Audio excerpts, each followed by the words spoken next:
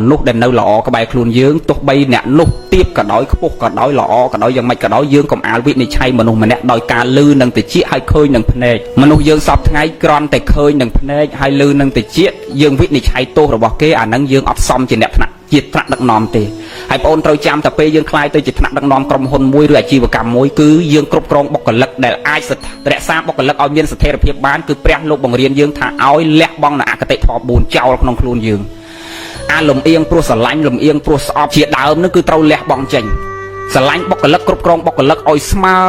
គ្នាទាំងអស់អានឹងបានរក្សាបុគ្គលិករបស់យើងឲ្យស្ថិតស្ថេរនៅក្បែរខ្លួនយើងជានិច្ចហើយអ្វីដែលរក្សាបុគ្គលិកបានមិនមែនលុយទេបងអូនធ្លាប់ឃើញមនុស្សខ្លះទៅបីតកែខ្លួនឯងខាតអត់ឲ្យប្រាក់ខែ3ខែក៏នៅតែធ្វើការដូចមានប្រាក់ខែចឹងមូលហេតុអីពេលដែលមិនមានប្រាក់ខែបើកឲ្យខ្លួនសោះតែខ្លួននៅតែស្ម័គ្រចិត្តបម្រើតកែខ្លួនឯងទៀត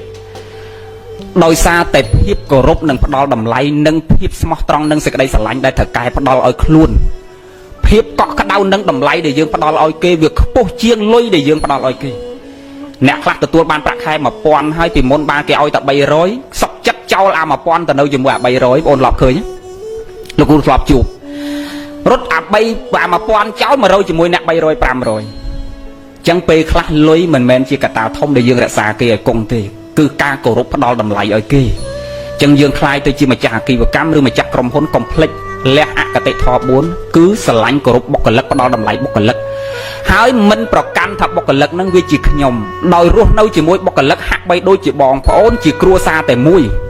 អានឹងបានយើងអាចរក្សាបុគ្គលិកនឹងឲ្យនៅជាមួយយើងស្ថិតថេរជាដរាបប្រាក់ខែតិចឬច្រើនមិនសំខាន់យើងបានផ្ដល់តម្លៃឲ្យគេហាក់បីដូចជាបងប្អូននិងគ្រួសារតែមួយខាតចំណេញរួមគ្នាប៉ុន្តែមិនមែនរួមគ្នាតែមាត់ទេខាតចំណេញសុកទុកយើងរួមគ្នាដល់ពេលបានភីហ្សាស៊ីតែឯងក៏បុគ្គលិកស៊ីបាយប្រអប់ហ្នឹងហើយយើងមិនទៅចំណែនថកែទេប៉ុន្តែពេលខ្លះការរួមរស់គឺសុខទាំងកាយសុខទាំងផ្លូវចិត្តនិងការផ្ដល់តម្លៃឲ្យគេអានឹងហើយដែលយើងរក្សាគេឲ្យនៅជាមួយយើងជាប់ជាប្រចាំហើយបងអូនចំណាំថា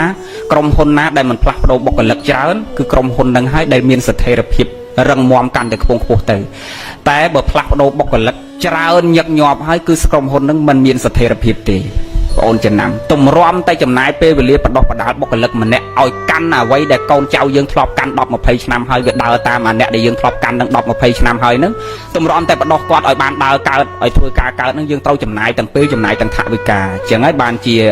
គ្រប់អ្នកជោគជ័យទាំងអស់គេតែងផ្ដាំយើងថាអ្វីដែលយើងត្រូវរក្សាគឺបុគ្គលិកដែលនៅក្បែរខ្លួនយើងនិងមនុស្សល្អដែលនៅក្បែរខ្លួនយើងហើយកុំឲ្យវិនិច្ឆ័យមនុស្សល្អម្នាក់